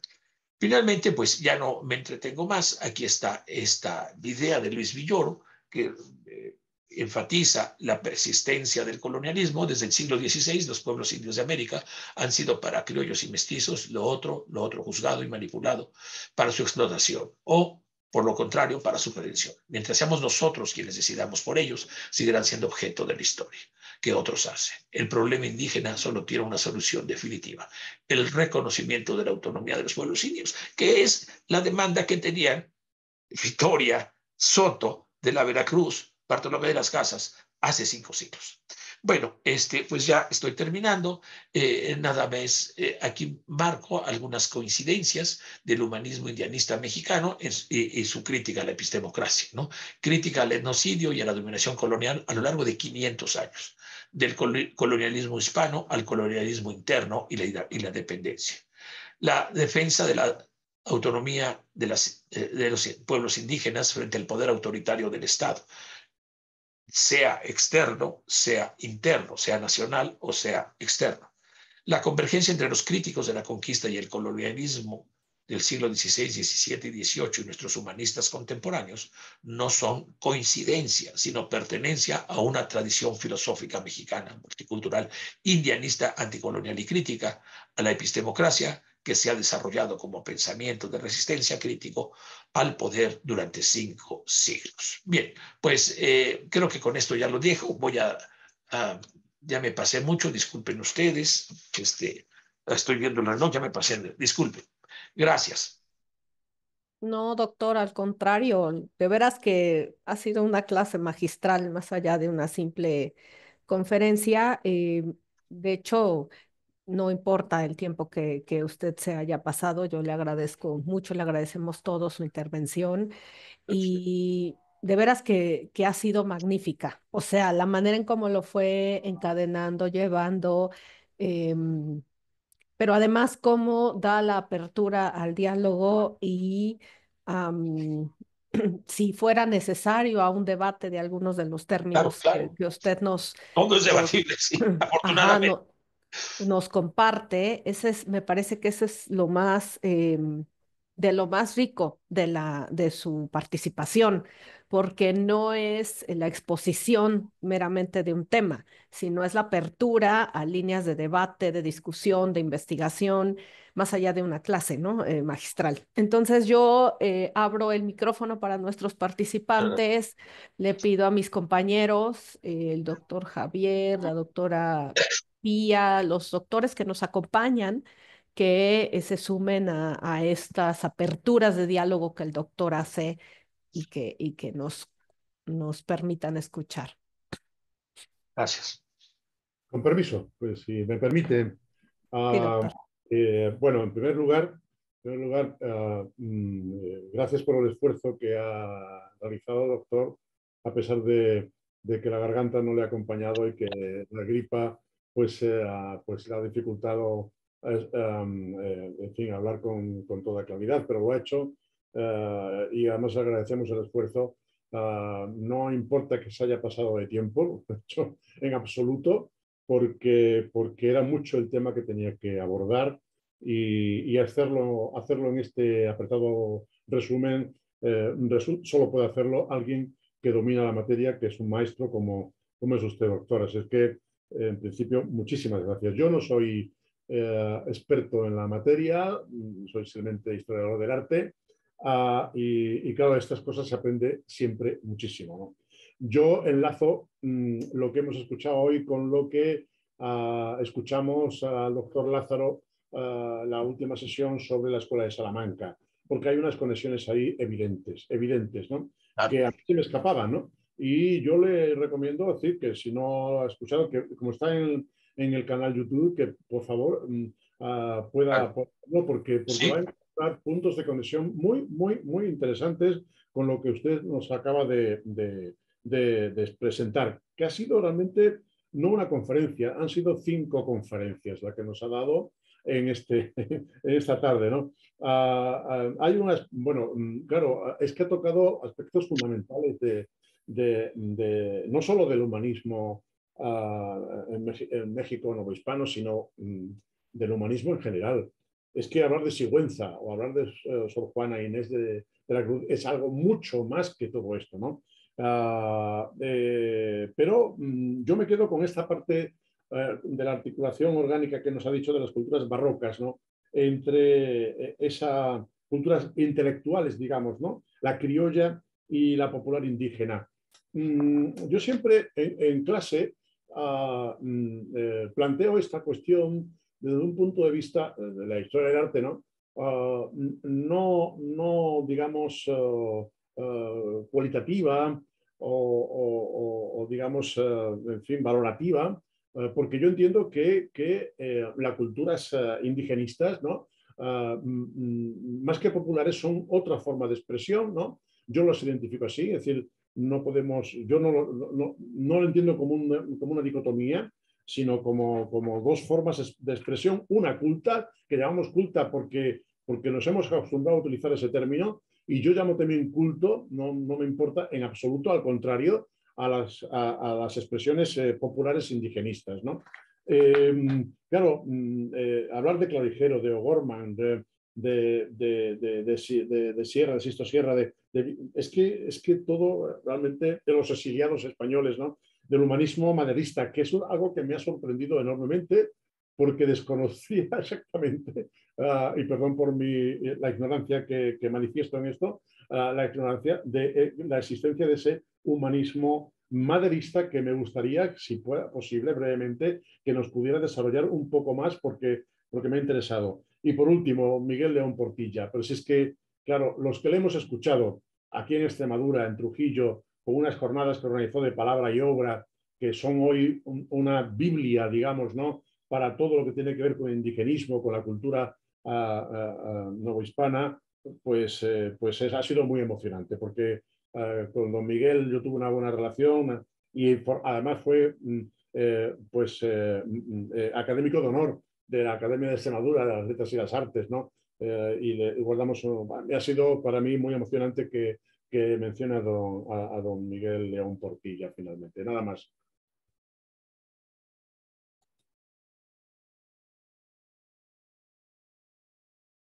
Muchísimas gracias, doctor Javier Pizarro, por sus comentarios y sí, y buenos conceptos. Y algo que me interesaría mucho, pues más bien que usted me ayudara a comprender mejor en el concepto de barroco, porque es un concepto estético, es un concepto del arte, ¿no? que en el caso de Bolívar Echeverría, pues este colega filósofo lo retoma del ámbito del arte para tratar de caracterizar lo que él llama una moralidad social popular, una Sittlichkeit, un ethos popular, que es resultado él dice, de la codigofagia que hacen los indígenas sobre las culturas hispánicas, ¿no? En lugar de rechazarlas, y eso es algo yo creo que es muy valioso, porque esta codigofagia es recíproca. Lo primero que hacen estos grandes humanistas salmantinos es comprender las culturas y la historia indígena desde la perspectiva de los indígenas, y esto marca una diferencia enorme, enorme, que los transforma. Hay otro de los grandes profesores de filosofía del exilio republicano español, es el padre José Manuel Gallegos Rocafort. Él es de los pocos sacerdotes republicanos, ¿no? Le decían el sacerdote rojo, el cura rojo, ¿no? Porque era pro-obrerista, pro-sindicalista, socialista, pero nos dice en un libro maravilloso que se llama La filosofía mexicana de los siglos XVI y XVII, que si bien hay una recíproca transformación de las culturas indígenas y de las culturas españolas, sobre todo de la parte que está dispuesta a aprender una de la otra. Y yo creo que aquí está un principio de racionalidad iberoamericano, muy distinto a la racionalidad moderna, que se cierra al diálogo, que asume esto que yo llamo una jerarquía epistémica que ejerce como poder. Y frente a esa racionalidad moderna tan criticada en el siglo XX, pues está toda esta concepción pluralista, dialógica, ¿no? De nuestro humanismo iberoamericano. Y creo que el barroco, al menos en el ámbito como yo lo entiendo, de la filosofía, pues es eso, es un eclecticismo radical, defendiendo el concepto de eclecticismo, es decir, nada que ver con la visión peyorativa de eclecticismo como mezcla, no, al contrario, frente al dogmatismo, eclecticismo, ¿no? Frente al dogmatismo, mezcolanza, ¿no? Integración de lo diverso, ¿no? Y creo que pues mucho nos puede aportar la teoría estética del barroco a comprender mejor estas culturas, y quizás nos pueda dar usted algunos tips por ahí, algunas ideas. Bueno, brevemente, porque claro, es un tema de una amplitud enorme, pero efectivamente el barroco significó un cambio de paradigma en muchos aspectos, no solo el artístico, sino también el cultural en general, en América, frente a una cultura muy mediatizada, muy europeizante que llega desde el siglo XVI. A partir del siglo XVII, con la pregación de los talleres indigenistas y mestizos, ¿no? Se abre una corriente de pensamiento que deriva en lo que es el arte mestizo. De hecho, es tan importante esto que ha llegado incluso a cuestionarse que el arte barroco, que el término barroco no se pueda aplicar necesariamente a lo que ocurre en América a partir del siglo XVII, porque de hecho lo que ha hablado de indigenista, por ejemplo, ¿no? Hay una corriente historicista que habla de arte indigenista para definir lo que ocurre a partir del barroco, ¿no? Y el mestizaje como solución de continuidad, como solución, perdón, de culturas y de identidades, ¿no? Y eso abre un horizonte absolutamente nuevo y diferente. Nada de lo que sucede a partir del siglo XVII se pudo prever antes, ¿no? Y lo que sucede con el mestizaje cultural, que a partir de este momento definió todo lo que es una cultura que yo creo, desde el punto de vista, que sigue siendo latente en Iberoamérica. Yo creo, de hecho, muchos pensadores, ¿no? Algunos, ¿no? Que piensan que la cultura iberoamericana sigue siendo barroca. Que el término puede ser ese o puede ser otro, pero que sigue siendo barroco. Y que expresiones como el realismo mágico, por ejemplo, pues sigue siendo una expresión de este barroco, ¿no? Es decir, es lo que yo en mis clases intento transmitir sin un crisol europeizante. A partir de ese momento se rompe. Obviamente, la influencia de Salamanca está presente en la Escuela de Salamanca. Eso es inevitable. Es decir, eso es así. Y realmente el barroco, también los modelos y los patrones siguen siendo en parte europeos. Pero todo cambia. Es decir, lo que sucede, por ejemplo, en la Capilla del Rosario del convento de Santo Domingo de Puebla, esa expresión exuberante de ese barroco, eso no sucede en España. Eso sucede con una mentalidad diferente en la que lo indígena y lo europeo se combinan.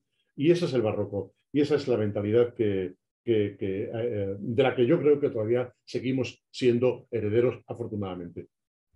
Pues muchas gracias por esta ampliación y esclarecimiento del barroco mexicano. Muchas gracias. Eugenio Urrutia había levantado la mano, sí. Sí, adelante, doctor Eugenio. Gracias. Felicidades, profesor Ambrosio. Excelente, como dicen, más que conferencia, mini curso intensivo. Yo tengo una pregunta mucho más concreta que tiene que ver con las refutaciones o con estas controversias, donde, bueno, claramente desde Sahagún vemos cómo el arte de gobernar, al menos de los mexicas, era altamente desarrollado, además de que lo presenta de manera muy bella, con esa manera de comunicar de los indígenas. El arte de gobernar lo tenían perfectamente desarrollado.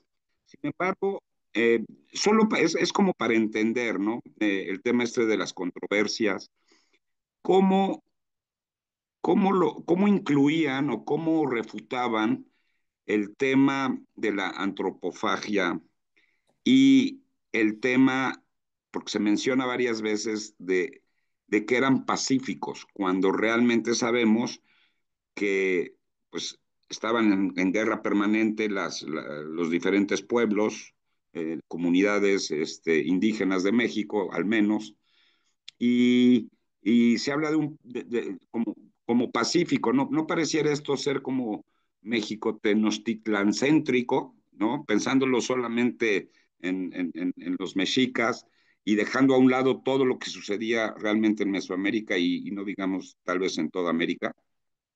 Muchas gracias. Bueno, pues muy pertinentes preguntas sobre la antropofagia. Yo creo que quien tiene una mucho mejor comprensión. Por cierto, en este diálogo que cité de Sor Juana, el tema central es la antropofagia. Digo, no el tema central, está subyacente la antropofagia, ¿no? Porque el gran dios de las semillas se representa con un muñeco de semillas y de sangre humana, ¿no? Que es lo que van a comer, ¿no? Claramente ahí la alusión de Sor Juana es a la Eucaristía, el cuerpo y la sangre de Cristo.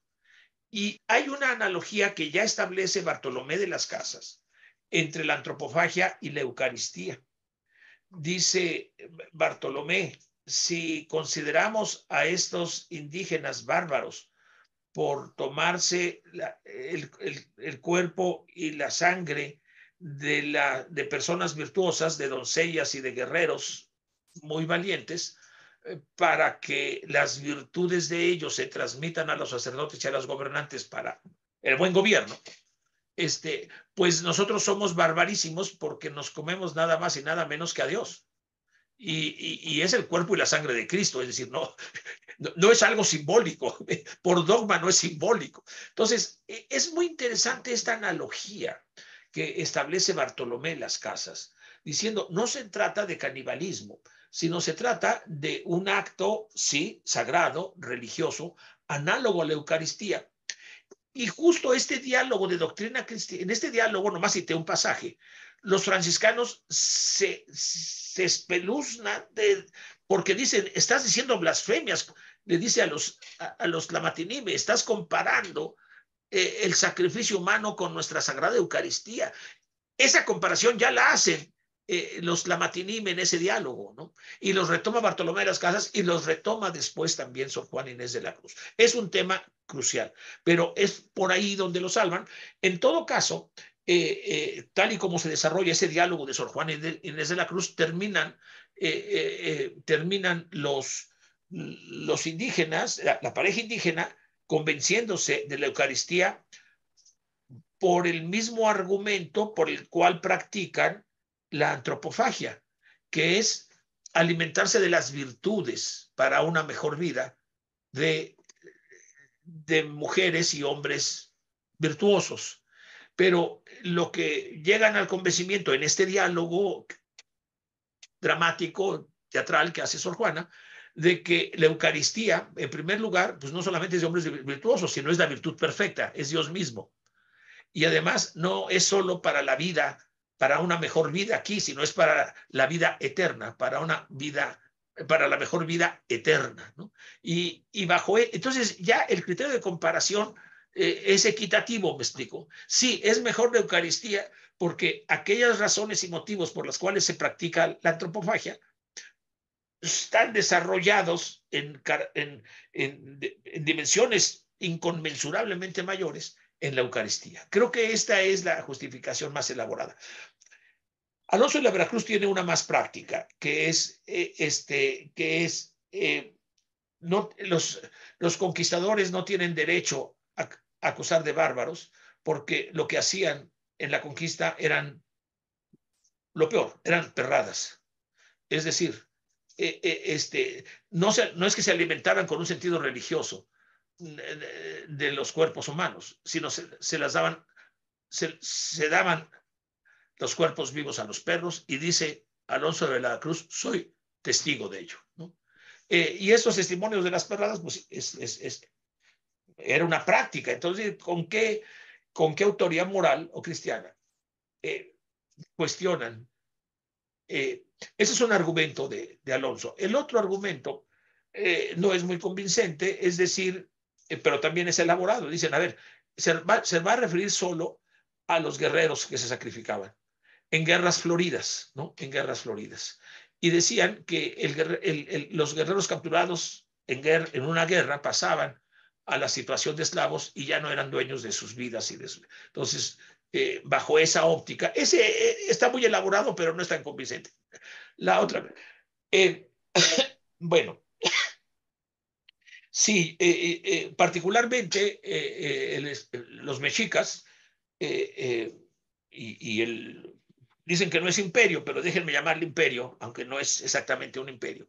El imperio mexica, después llamado azteca, pues estaba inspirado a partir de Tlacaelel. Esto nos lo narra muy claramente Miguel León Portilla en la filosofía náhuatl, ¿no?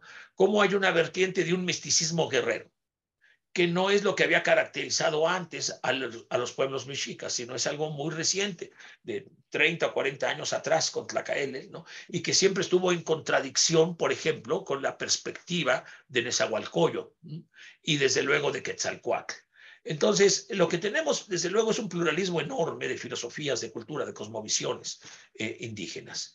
Y lo que considera Miguel León Portilla es que es el México Tenochtitlan reciente, de Moctezuma y quizás una generación anterior, el que tiene este misticismo guerrero, ¿no? De que hay que hacer la guerra y para expandir el poder, y el argumento es un argumento cósmico, es decir, para mantener el quinto sol, para evitar la catástrofe del quinto sol, que sería el fin del género humano, ¿no?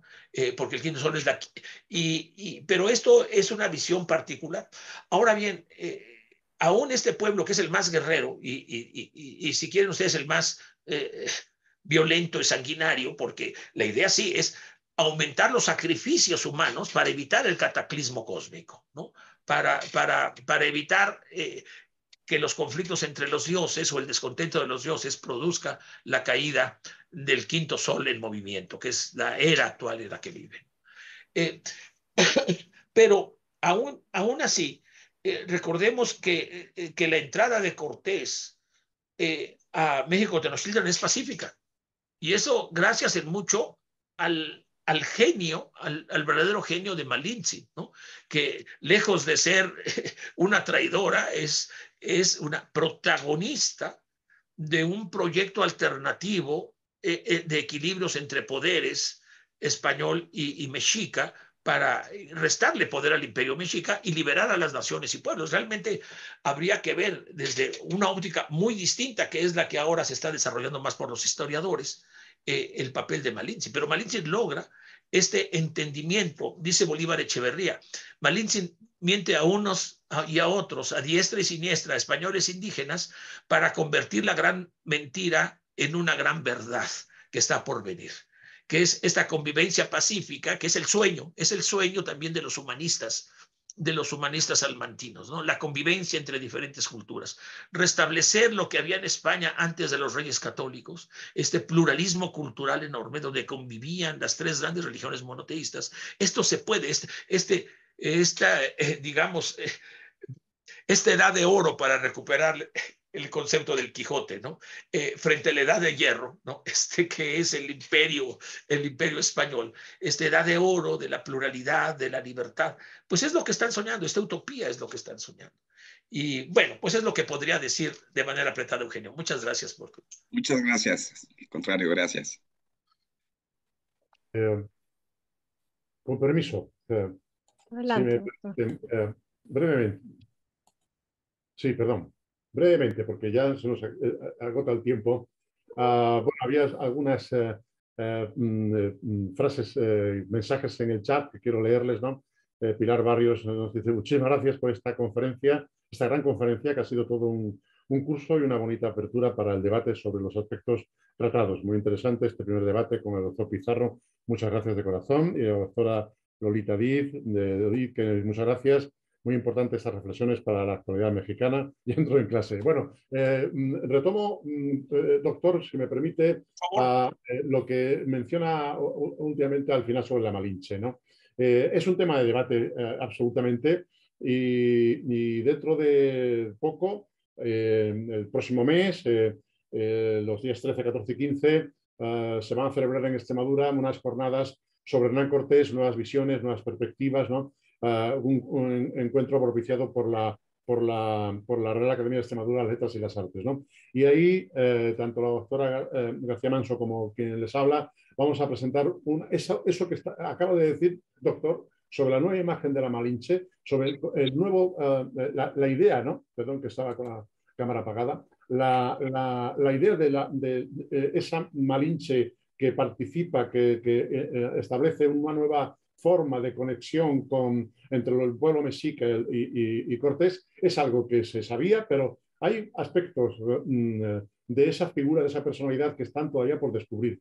Y nosotros, desde el punto de vista de historia del arte, el día 14 en Trujillo vamos a dar esa imagen distinta, diferente de lo que hasta ahora se ha dicho sobre esta mujer singular, porque no es solo la lengua de Cortés, como se ha dicho, es mucho más que eso. Es más. La imagen que los códices prehispánicos, bueno, prehispánicos no, ya hispánicos, ¿no? de Malinche, nos dejan una imagen que se asimila mucho a la diosa tierra, porque hay aspectos iconográficos que asimilan como los caracoles que aparecen en la base inferior, el Cuitlacloe, ¿no? Que esa imagen de la diosa de la fertilidad, de todo esto, se asocia con Malinche, pero eso es algo que hasta ahora ha pasado desapercibido y queremos dar esa imagen a partir del arte, de las expresiones artísticas, trascender las formas, trascender la imagen para llegar a una visión de Malinche que es absolutamente diferente a lo que muchas veces se ha dicho del malinchismo y todo esto, ¿no? que tan peyorativamente se ha cargado. No sé si la doctora Angélica García Manso tiene algo que añadir, pero porque además es que después conectamos con algo muy interesante. Yo me gustaría, Angélica, que lo expresas porque es muy interesante la parte se van a transmitir estas jornadas. Me interesaría muchísimo escucharlas si se transmiten. Ojalá que puedan llegar la conexión. Creo que sí, pero si no, se van a grabar sin duda y le hacemos llegar, por supuesto. Pero por favor, adelante, Angélica. Desde sí, luego. buenas tardes a todos. Buenas tardes a todos. Buenos días allá en México. Y como muy bien está explicando el doctor Pizarro, pues nosotros pretendemos a través de la descripción de las imágenes, es decir, de la iconografía, trascender la lectura sobre la Malinche y ofrecer nuevas claves sobre ella.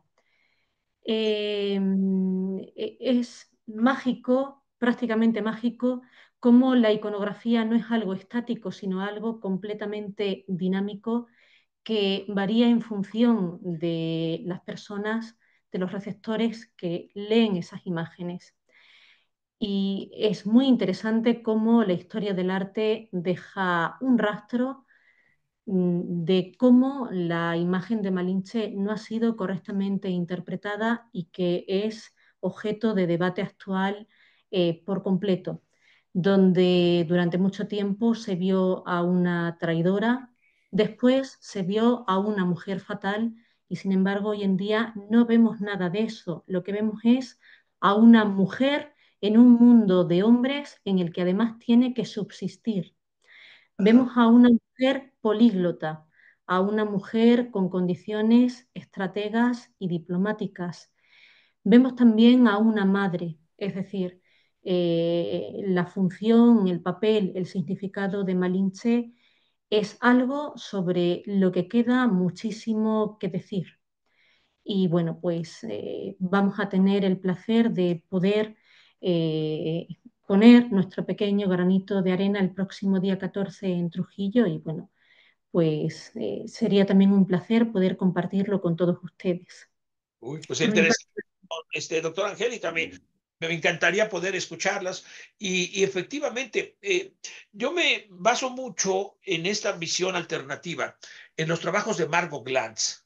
Yo creo que Margot Glantz, esta gran literata, escritora, filóloga de la literatura hispánica, desde luego hispanoamericana, pues dedicó varios trabajos a Malinche. Y si por ahí los tengo con gusto, los comparto con ustedes, porque lo que dice precisamente es esta idea que están expresando. Malinche es mucho más que una traductora, y la lengua es más bien, es una especie de Hermes, más bien es una especie de Hermes que establece, a ver,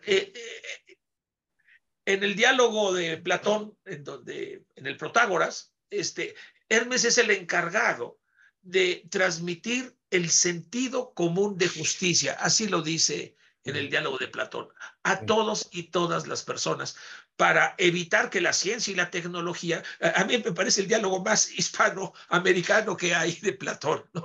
Porque lo que está expresando en Hermes es esta esencia del humanismo iberoamericano frente a la arrogancia de la racionalidad tecnocientífica predominante en la modernidad, ¿no? Entonces, creo que Malintzin, bueno, inspirado un poquito en Margot Glantz, tiene este papel de Hermes, ¿no? De construir un sentido común entre las más disímbolas culturas, ¿no? No solo contrarias, sino inconmensurables, ¿no? Aquí hay un reto, Malintzin representa un reto absoluto y refutación del argumento de la inconmensurabilidad entre culturas y lenguajes, ¿no? Porque logra construir, y lo mismo piensa Bolívar Echeverría, logra construir sí, un sentido común, que si no es por Alvarado y la matanza del Templo Mayor, cuando Cortés se va a confrontar a Pánfilo Narváez, que viene a detenerlo, si no es por eso, muy probablemente otra hubiera sido la historia. Porque lo que estaba logrando Malintzin es realmente una mujer genial, una mujer genial. Margot Glantz, además, que le encanta, que tiene una postura feminista, dice, y Malintzin despoja a Cortés de su virilidad. Lo dice literalmente. Porque Cortés tiene un pasaje en la que dice, para calar hondo hay que cortar lengua. Pero dice Margot Glantz, Cortés no tiene lengua. La que tiene lengua es Malintzin. Y ella es la dueña de la palabra. En fin, creo que Margot Glantz ya es una persona mayor, pues, encantadora mujer, una diva de más de 90 años, como dice ella, que además es la mejor sorjuanista que conozco, de Sor Juana Inés de la Cruz, pues coincide con estas ideas y me encantará poder escucharles a ustedes en estas jornadas. Muchas gracias. Pues muchísimas gracias. Intentaremos que haga llegar, ya para terminar con Malinche, perdón, porque digamos acaparado un poco el debate hacia este tema. Es que Octavio Paz lo deja muy claro en El sueño de la Malinche, ¿no? Que se refería al final. Ese libro es básico para entender y comprender qué significa hoy en día, ¿no?, la imagen y la figura de la Malinche. Octavio Paz, lo recomiendo. Bueno, en esta segunda versión, porque en la primera es desastroso, ¿no? En la primera versión, en El laberinto de la soledad, pues Malinche es nada más y nada menos que la chingada, ¿no? Sí. Literalmente, ¿no? Entonces es la mujer violada que le encanta ser violada y se enamora de su violada. Esa es la versión más aberrante que he visto de la... Pero, pues, conviene echarle un vistazo para no caer, ¿no? Para esa otra lectura, ¿no?, de Malinche que se ha instalado en nuestro imaginario, ¿no? Y ese sueño de la Malinche, más que un sueño, es una pesadilla, ¿no? Realmente. Así es, sí, totalmente. Muchas gracias. Muy bien. Pues no sé si alguien más tenga algún comentario, alguna pregunta, ahora que ya estamos por terminar. Me ha encantado la conferencia, me han encantado todas las intervenciones del doctor Pizarro, de Angélica, en fin, ha sido verdaderamente extraordinaria. Y además, bueno, que he estado recordando, yo llevo muchos años explicando arte americano prehispánico en la Facultad de Filosofía y Letras de la Universidad de Extremadura. Y bueno, pues he estado recordando muchas cosas, podría haber dicho muchas cosas, pero en fin, he querido dejar el protagonismo al doctor Pizarro y desde luego pues a la persona conferenciante. Quería apuntar una cuestión simplemente, muy breve, sobre el barroco. Yo pienso que es que el arte de los pueblos indígenas, pues en buena parte participa de características del barroco. Hay un solo ejemplo, Esta figura que la inmediatamente. Sí. Esa es la Coatlicue. Exactamente. Es la Coatlicue. Exactamente. Creo. La veo pequeñita, pero bueno. Por ejemplo, en el caso de los mayas, hay estilos mayas en la parte de la península de Yucatán a los que se ha denominado como rococó tropical. realmente es que las características, las formas meramente, no es que quiero yo relacionarlo con el barroco europeo que tiene otros condicionantes, otros principios políticos, religiosos, etcétera, ¿no?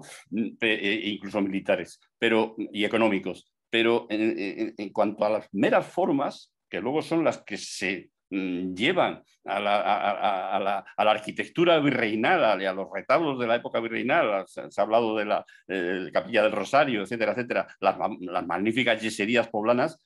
Bueno, pues que hay elementos, evidentemente, que proceden de ese barroquismo, vamos a llamarlo así, indígena, mezclado, lógicamente, con elementos luego europeos y demás, como las yeserías, por ejemplo, sevillanas de Santa María la Blanca, ¿no? Que tanta influencia tuvieron en esto. Sí, me ha encantado, desde luego, la conferencia, el debate y el diálogo posterior, porque verdaderamente, bueno, pues me ha hecho recordar con agrado, bueno, la parte final esta de la Malinche. Estoy absolutamente de acuerdo con todo lo que se ha dicho, ¿no? Bueno, pues la Malinche realmente lo que hizo, en parte, además de ser lógicamente era intérprete y demás, bueno, pues llevó a cabo una labor política, diplomática verdaderamente extraordinaria, pues, con la intención también de pacificar una situación pues verdaderamente tremenda, ¿no? Llevada a cabo por los mexicas con los pueblos de alrededor, ¿no? Mexicas que practicaban la guerra precisamente en parte para llevar a la piedra de los sacrificios al mejor trofeo de guerra, que era el guerrero valiente capturado en el combate, ¿no? Bueno, en fin, podría comentar muchas cosas más, pero en fin, simplemente pues agradecer la conferencia y la intervención de todas las personas que lo han hecho. Muchas gracias por esto, doctor García. Buenas tardes desde España y buenos días de México. Muchas gracias, profesor Florencio. Muy bien. El arte hispánico, en fin, hemos disfrutado incluso in situ algunas observaciones, algunas explicaciones en Teotihuacán del doctor García Mogollón. Sí, la magnífica, la visita que hicimos a Teotihuacán en un día de mucho calor. Eso sí, el calor y el sol es pesado. Muy bien. Pues, doctora Ramos, que es... Sí, pues yo agradecer infinitamente. La verdad es que yo he disfrutado también mucho, sobre todo en el tema de investigación que actualmente desarrollo, que algún día ya compartiré con ustedes. Y para mí ha sido muy rico, ha sido un curso intensivo, como ya lo comentaba el doctor Eugenio, me parece. Entonces, pues yo agradecer infinitamente de nuevo a usted, doctor Ambrosio, a todos mis compañeros, a los presentes y no despedirme o más bien ya voy a proceder a despedirme, pero no sin antes mencionar e invitarlos a nuestro próximo encuentro virtual que se va a llevar a cabo el 14 de noviembre.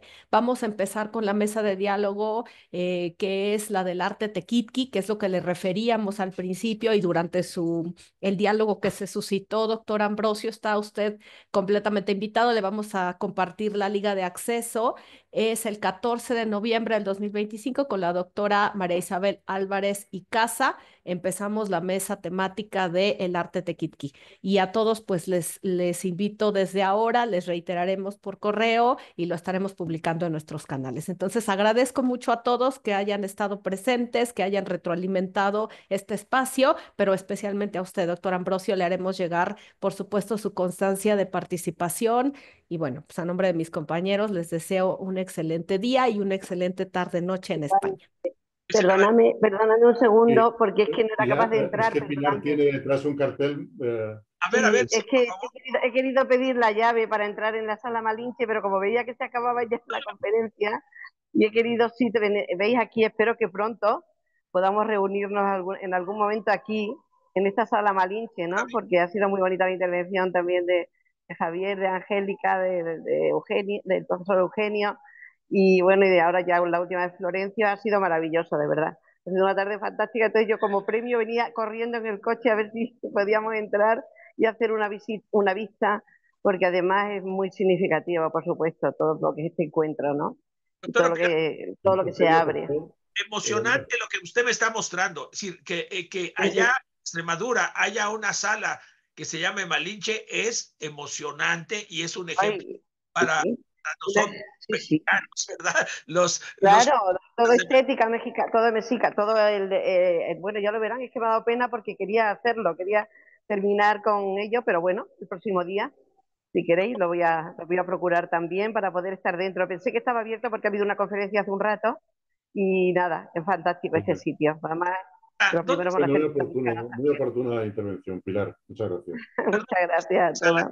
¿Dónde está? Haremos música también. Está en una exhibición cultural, el Brocense, Sí. que se llama, ¿no? Que es un centro cultural de conciertos, exposiciones. Hay un centro de música, de formación musical también.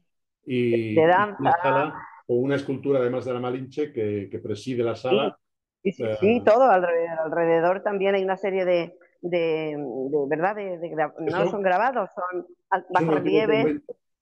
Un antiguo Sí, convento franciscano. Un antiguo convento franciscano convertido de los en primeros. exposiciones y congresos. Es maravilloso. Muchas gracias, doctora Pilar. Y bueno, definitivamente tengo que irlos a visitar allá. Yo Claro. no sé si van a asistir algunas personas de ustedes al Congreso Mundial de los 500 años de la Escuela de Salamanca, que se va a llevar a cabo la segunda semana de febrero en la Universidad de Salamanca. Precisamente. En la pontificia, seguramente, ¿no? ¿O no? En la Salamanca. No, en la otra, no sé cómo le llaman. La USAL, sí, la USAL. Okay. Sí, la Universidad de Salamanca. Allá. Pensábamos que estaba por ahí la pontificia también. Yo voy a estar por allá. Seguro que está, de una forma o de otra. Vale, en febrero, pues nada, nos vamos a enterar, claro. Estaremos pendientes. Pero de una vez les comento, a mí me encantaría, desde luego yo me pagaría mis cosas porque voy allá, de hecho, invitado, y si hay oportunidad de tener una interacción con ustedes en allá en Extremadura, puedo en esos días. Sería estupendo. Doctor, sería estupendo. Con mucho gusto recibimos aquí en Extremadura. Que me ha entusiasmado mucho los trabajos que hacen y el hecho que haya una sala Malinche, eso fue maravilloso. Pues me encantaría